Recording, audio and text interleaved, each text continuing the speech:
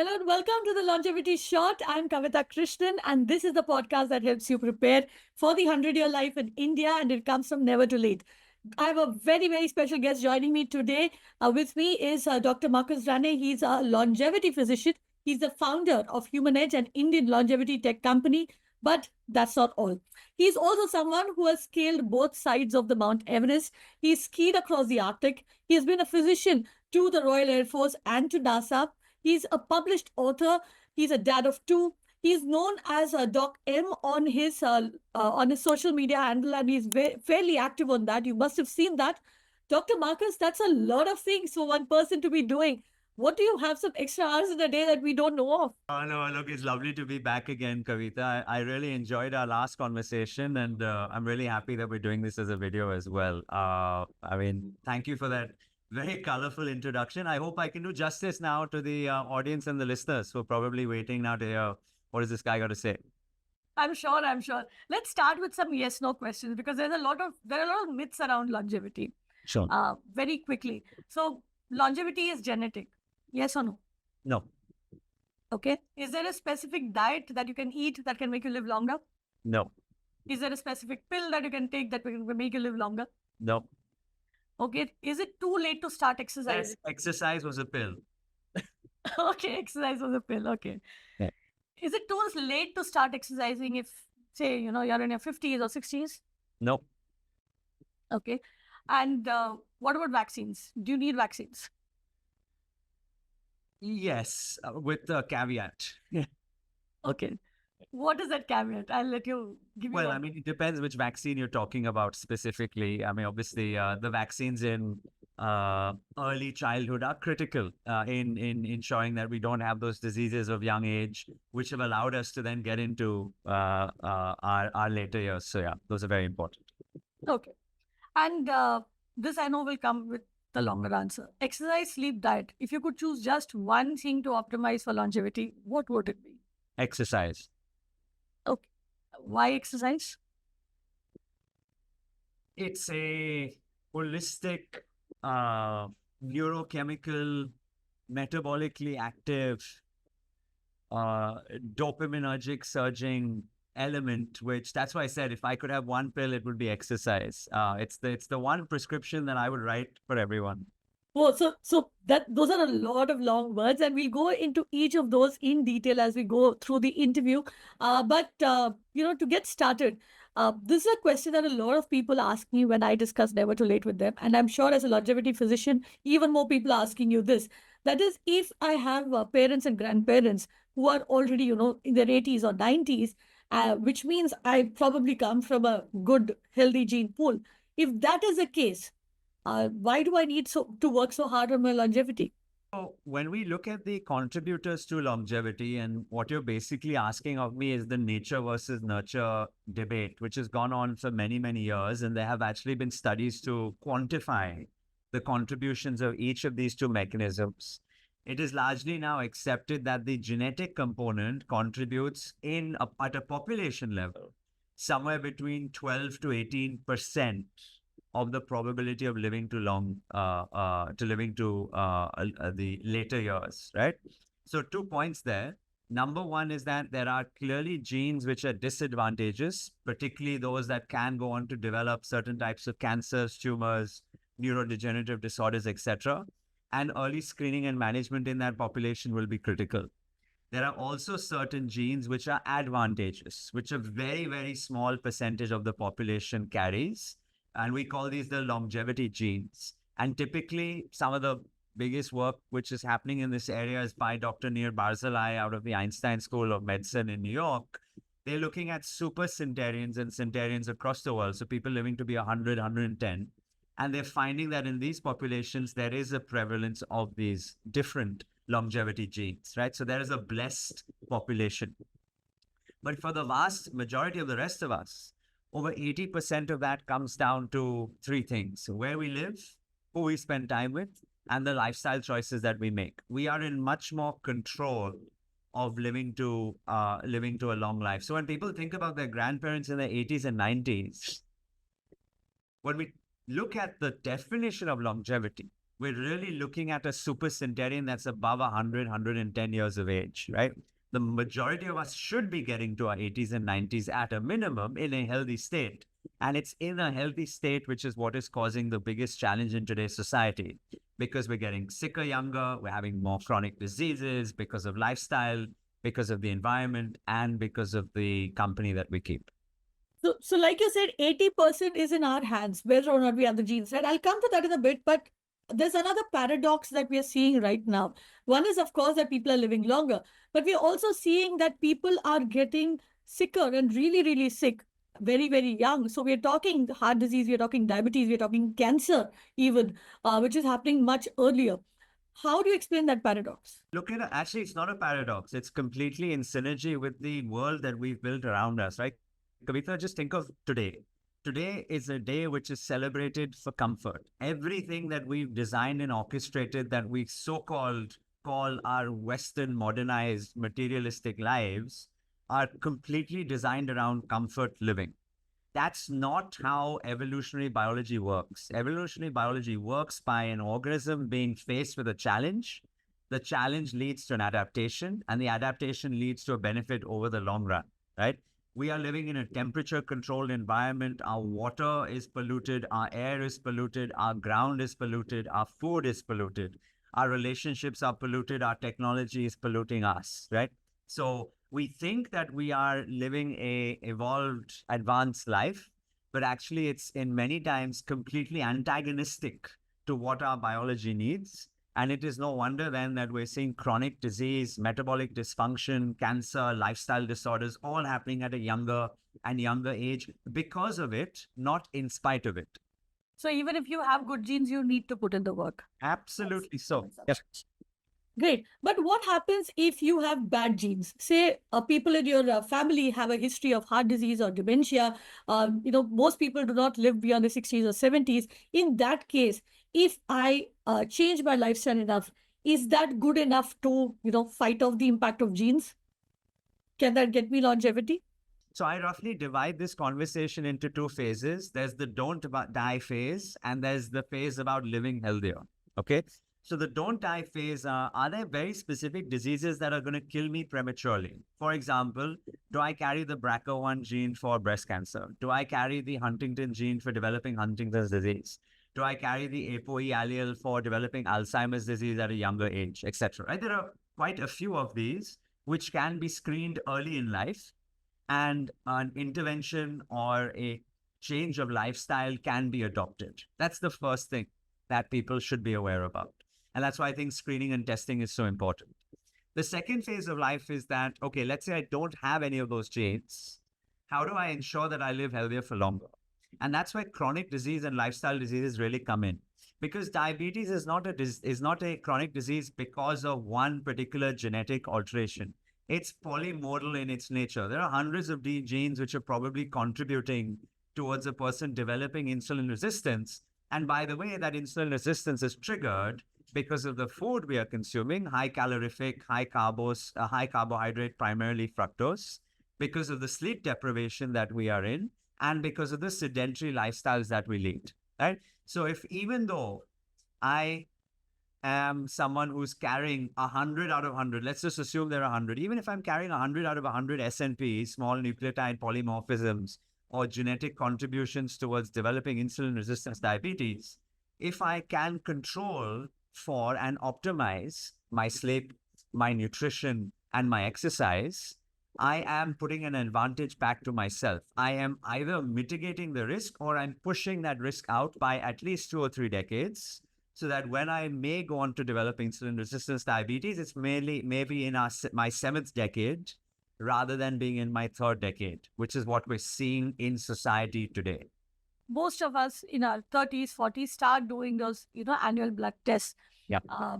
And we do go for a regular blood panel. But I believe, and I've been reading, that there are certain tests that are not really part of the blood panel that we go for, which are actually very critical if we want to understand, how fast we're aging, or if we're looking at longevity per se. What are those tests? So I'll just want to address the first point of your question. So I've been running this poll on social media over the last 1 week. And I've asked people the simple question, how often do you do your blood tests? Four options: once a year, twice a year, when I'm sick, or I can't remember when. It's interesting to see that around 25% of the population that have responded, and there are a couple of hundred people now that have responded, do it at least once a year, right? Sorry, 50% of people do it at least once a year. Yeah. The 25 to 30% of people are actually doing it more than once a year, so twice a year. That I found was quite interesting. I didn't expect it to be so high. And then the other group is the people who do it only when they're sick, about 25% or people doing it when they're sick, right? So there is clearly a shifting paradigm where people are moving away from just measuring when they're sick, when their doctor tells them, towards having these annualized health checks, which are being provided by their company, their employer, or themselves.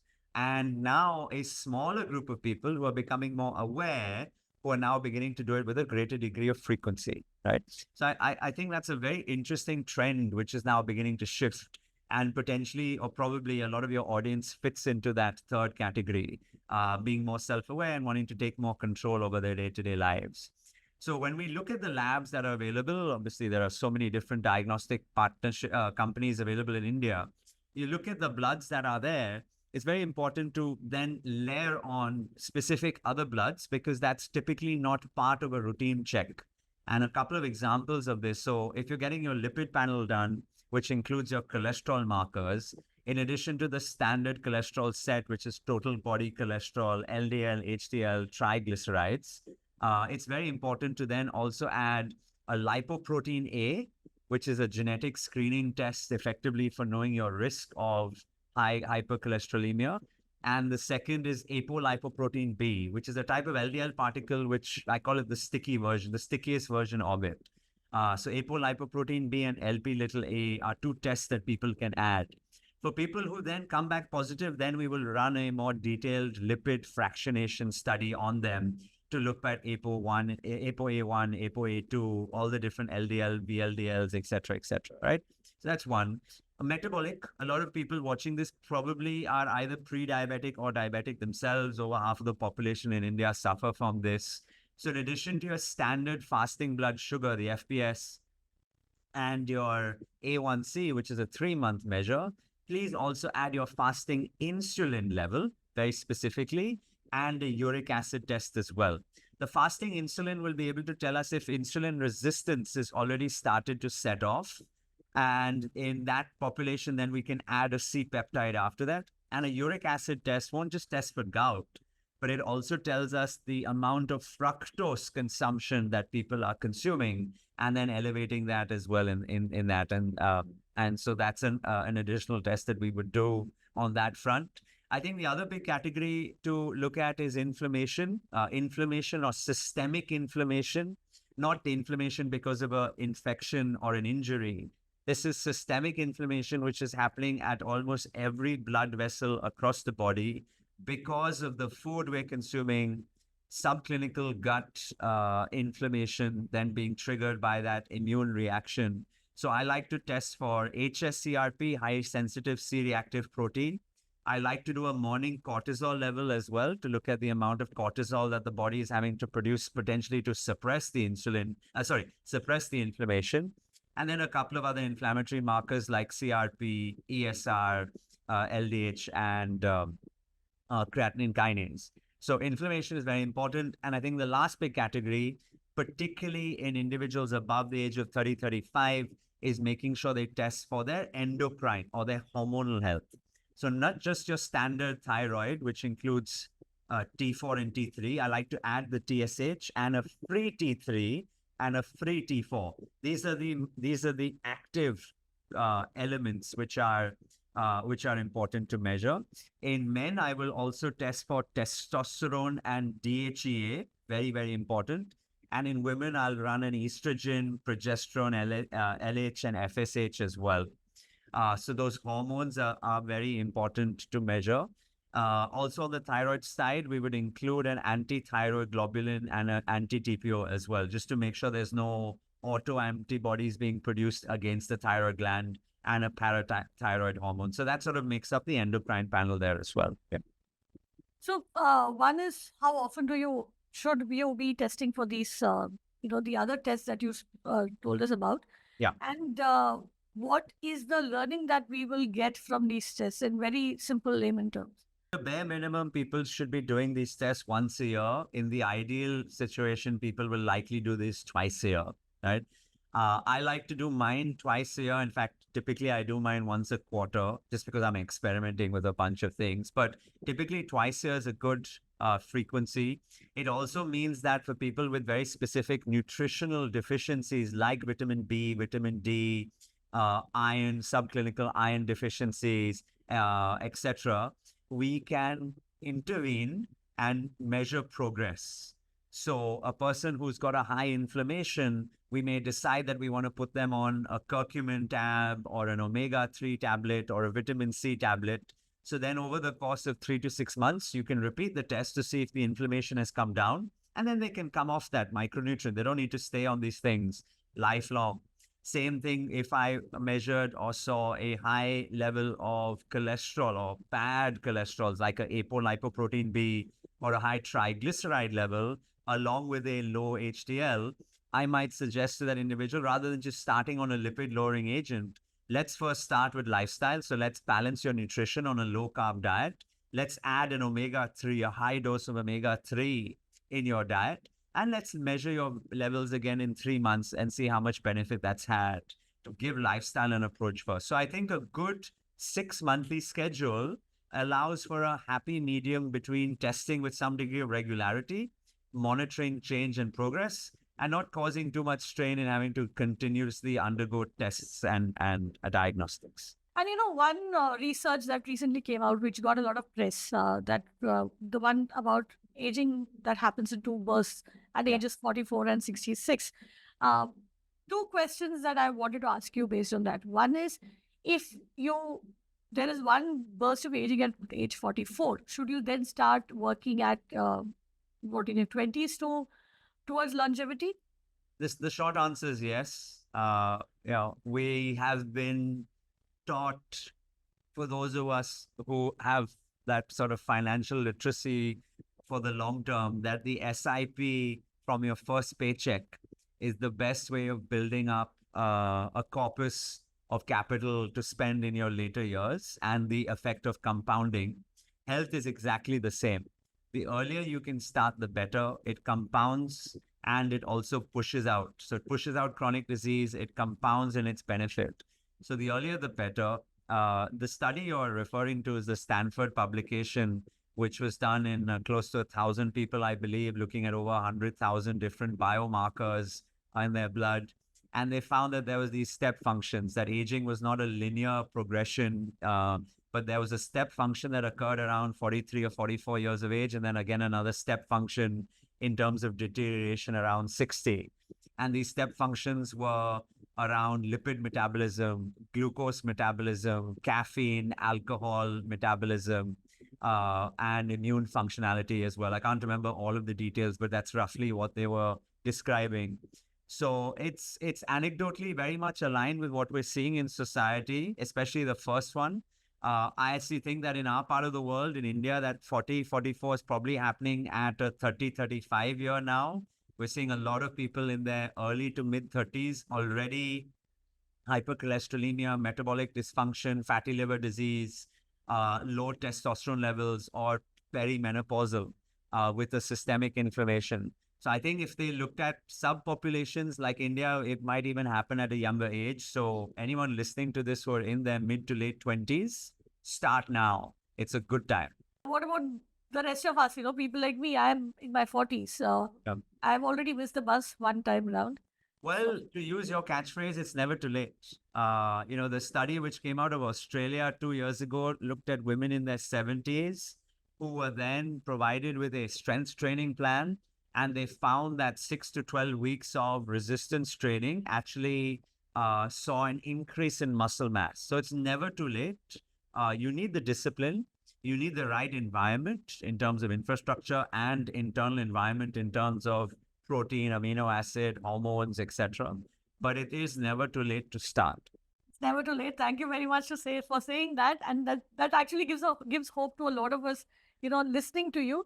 But and you drew a very interesting parallel of the SIP. So hold on to that thought. We'll come to that. Yeah. There's another interesting thing you said. You picked exercise. You said exercise is the one pill that will help you live longer. Yeah. Why did you say that? We've now seen, and when I say we, I mean the scientific community have seen that the intervention of exercise is the single most powerful intervention that the human body can receive across different elements of health. So, whether it's looking at the advancement and development of neurodegenerative disorders, whether it's been against the mitigation of metabolic syndrome and cardiometabolic disease, whether it's about enhancing muscle mass and bone health, whether it's about improving cardiovascular, cardiorespiratory conditioning, whether it's around mental and emotional states, whether it's even around psychosomatic pain, whether it's about our conditioning around our perception of reality in terms of optimism versus pessimism. This list can go on, honestly. Cancer, so many of these chronic diseases have now been shown that the intervention of exercise is the single best thing that the human body can receive in order to manage these conditions. How much exercise do you need? I mean, of course, the standard that you're told is 150. That's right. So the WHO has recommended 115 minutes, and they come to that calculation roughly by 30 minutes times 5 days a week. I have found in clinical practice that that number should actually be double, 300 minutes. And you can divide that so that 300 minutes should not be, and this is again a common misunderstanding. People do the same modality of exercise routinely. That's not what the body needs. The body requires aerobic, anaerobic, strength training, flexibility, and balance, roughly 5 different verticals in the week. So if you're hitting the gym every single day and pounding weights, it's actually leading to a plateau effect after a period of time. If you just exercise, if your exercise is only playing a particular racket sport or running or swimming, again, after a period of time, your body has just adapted and plateaued to that effect, and you're getting a very marginal gain. So if you truly want to invest in yourself and enjoy the benefits, it needs to be multi-modular. So you should spend time in a week doing zone 2 and zone 5, so aerobic and anaerobic. You should spend time in a week doing strength and resistance training, ensuring you're exercising the upper body and lower body and core and flexors and the extensors at the back, the posterior chain as well. And then equally important, especially as we get older, is dedicating some time every week where we're investing in our flexibility and balance, because that's often the catalyst or the trigger event which leads to a fall and a break in bone, and then a period of sedentary living, which has the consequences of sepsis, of a pulmonary or a deep vein thrombosis, and infection, etc., typically in 6th or 7th decades of life. So exercise needs to be multifactorial when it's being planned out properly. Okay. Also, if you look at the different age groups, now you did say that start in your 20s. Yeah. So if you're working towards longevity, what should you be doing in your 20s, in your 30s, in your 40s, in your 50s?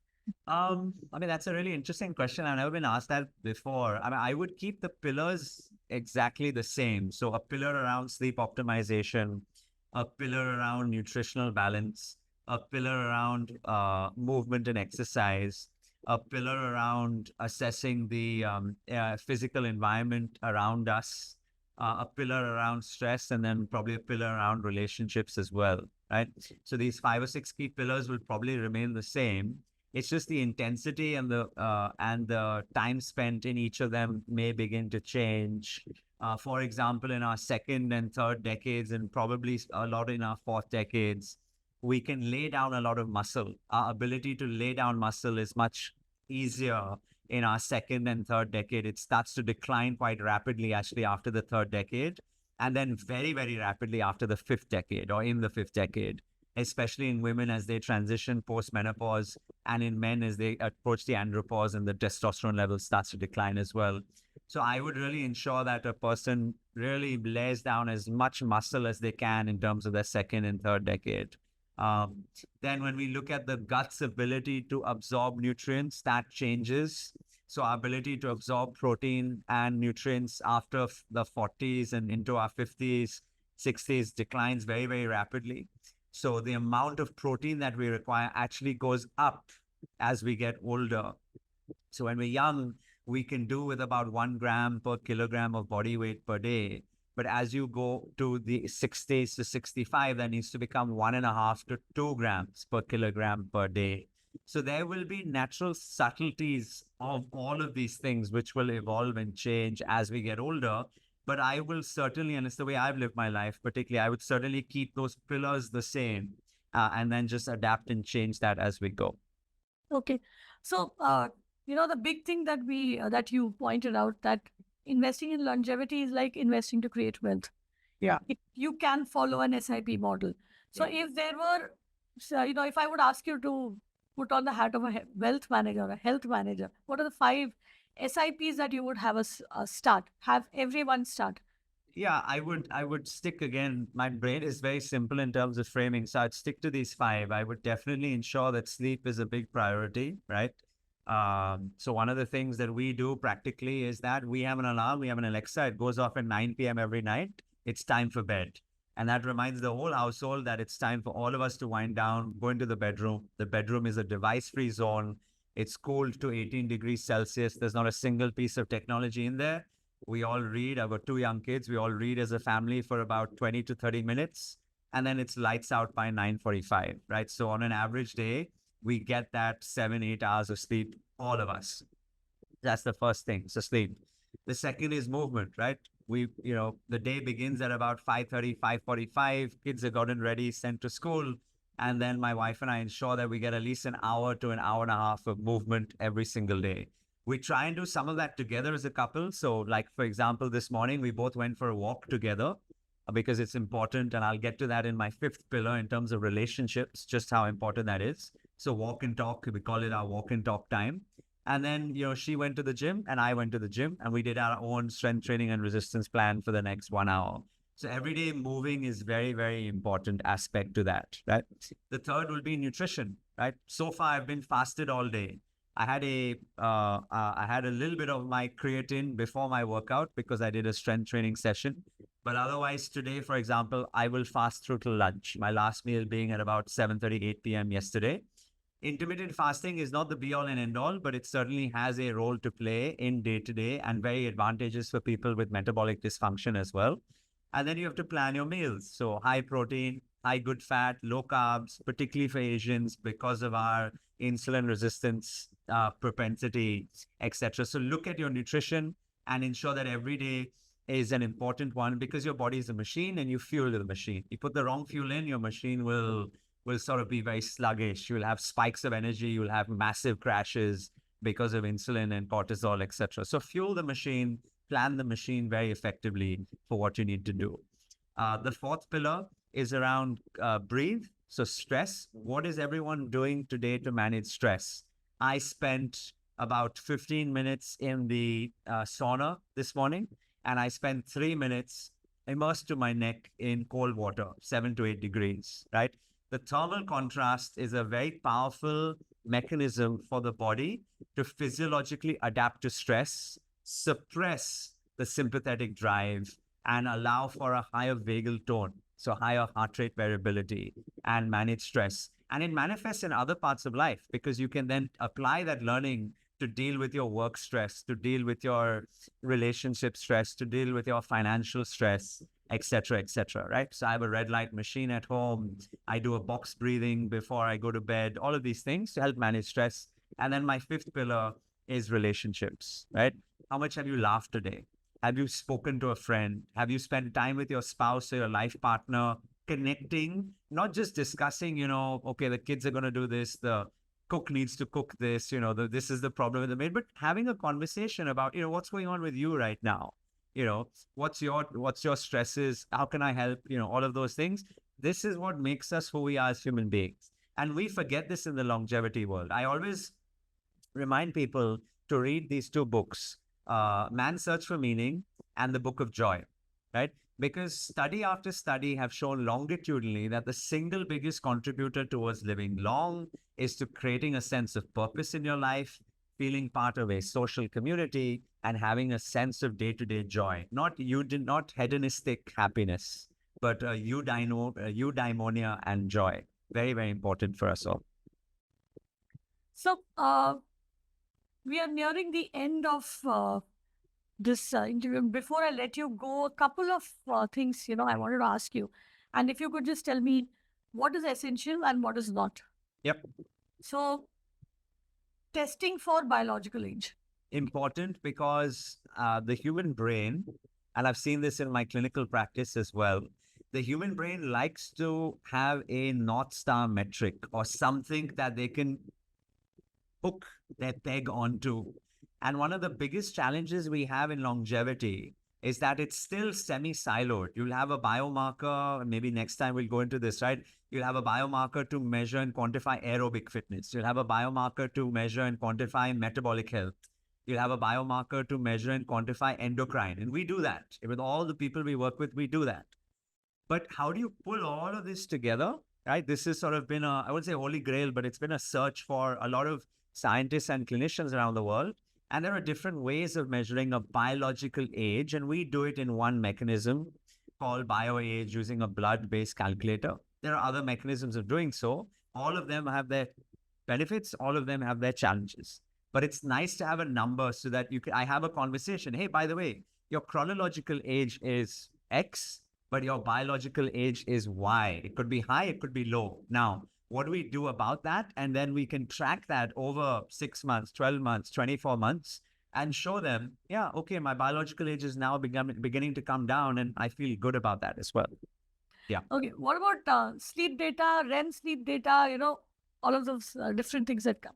You shouldn't get anxious about the numbers themselves. So there is a group of people that get so worked up because they wake up every morning looking at that data point straight away. And that oftentimes leads to them sleeping poorly in the night because they're just sort of tossing and turning. So it's important for us in the clinicians and the coaching world to be able to identify the behavioral characteristics of the patient or the individual and then use that to the advantage. So in an individual who's very data-centric, I will specifically use that as a learning tool and a directional target for them. This has been your TST, your total sleep time. This is your REM and your deep sleep. And this is exactly what we're going to do to enhance REM and enhance deep sleep and then track and measure that over 3-6 months and then show them the benefit of that, right? But there's a type of person who's like, oh, doc, I don't want to know this data. That's fine. The team and I will look at the data. We'll just tell you, this is what you need to do today. And then we will see what's working and what's not working for you. But sleep is very, very important. Supplements? Supplements important as well, not because I'm pushing a pill. In fact, I'm the opposite, but because the food that we consume today is practically nutrient deficient. It's devoid of this. The soil is devoid of micronutrients. Our bodies, however, require it. Where are we going to get it? Right? Very, very important. CGM tracking? Interesting, not critical. Interesting for people who want to understand which foods are working in their favor and which foods are not working in their favor. And we're all subtly different. Our muscle mass is different. Our microbiome is different. Our insulin sensitivity is different. So you and I can have the same meal today, but we'll respond in very, very different ways. So it's important. It's interesting from that perspective. It's important for athletes and for people who are suffering from metabolic dysfunction or diabetes. In that population, it's very specific to do this with some degree of frequency to fuel them properly. Drinking black coffee or drinking green tea? Coffee is, again, one of those products or supplements which has been shown to have a degree of longevity advantage at a population basis because of the effect it has on the cardiovascular system. It's a social drug in many ways. It's a stimulant as well, but it can inhibit the sleep architecture. So I always suggest that if you are going to enjoy caffeine, do it between 10 a.m. and 2 p.m. Nothing before, your body doesn't need it. Nothing after, it'll inhibit your sleep. And green tea, again, green tea can be quite relaxing, especially chamomile as a relaxant in the later parts of the evening. Just check what's in it though.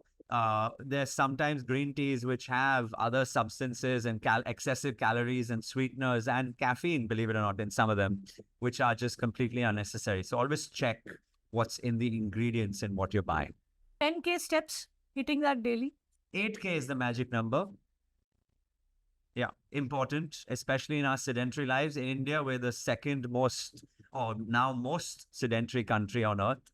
So it's often good to remind people just to get up, get out, get moving. What's the biggest myth that you've heard about aging and longevity? There's a magic bullet elixir, a one size fits all potion. There's always the latest trend of the season, right? There's X supplement, Y supplement, A influencer, B influencer, this intervention, that intervention. We're still learning. Everyone watching this video, please understand that this is a very nascent field.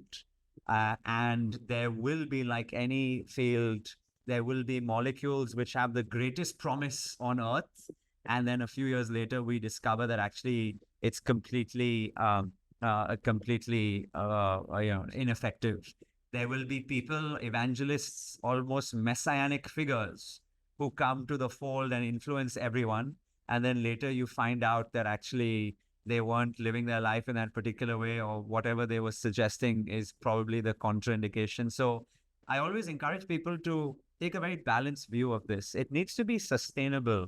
You need to be able to do whatever you're doing over the course of your lifetime. Otherwise, you're not going to be effective at it. You are an environment and a universe of n equals 1. So just because I'm taking magnesium to sleep better doesn't mean you need to be on magnesium to sleep better. Measure your sleep, try magnesium, and see if it works for you. If it works for you, great. Try it for a period of time, come off it again, see if your sleep deteriorates. Keep experimenting, keep trying. That's the beauty, that's the fun of this game. And finally, one small thing that you did that made like a huge difference in your life. I embrace the power of lifestyle. So I've been trained in what we consider, I hate this phrase, modern medicine or Western medicine. I trained in the NHS. I have a preclinical science degree. I was brought up as a cynic. My consultant on day one told me, Marcus, trust no one, question everything, and give oxygen, right? Those are the 3 rules to live by to survive on the wards. And through the last 20 years of being a physician and living life, I have come to appreciate and embrace the power of lifestyle. That's why, functional medicine, as we call it today, is just so important. It's important to look at the body in totality as a multi-dimensional being, including the quote unquote softer aspects of relationships, of stress, of joy, of purpose, of all of these things, because that's what makes us who we are as human beings. So embracing lifestyle is the single biggest thing that I've learned on this journey so far. Essentially, what you're telling us, what you've told us in this last 1 hour or so, is that we need to do things that are good for our body. We need to do those every day, and we need to have fun while doing it. And that's the key, in a way, to longevity. Absolutely. Dr. Marcus Ranney, thank you very much for joining us and spending time with us. You've given us a lot to work on, especially if longevity is what we are aiming for. We need to have that discussion biomarkers, of course, for which we will circle back to you once more. But thank you very much for spending time with us. And to the rest of you who are tuning in to watch this interview, the Longevity Shot is a space where we will constantly be speaking to people who are working in the space of longevity, whether it is in science and health, whether it is in fitness and nutrition, finance and careers, travel and pursuits. In fact, everything that you need to prepare for that 100-year life. So make sure that you follow us, follow Never Too Late, and keep watching this space for more. Thank you for watching.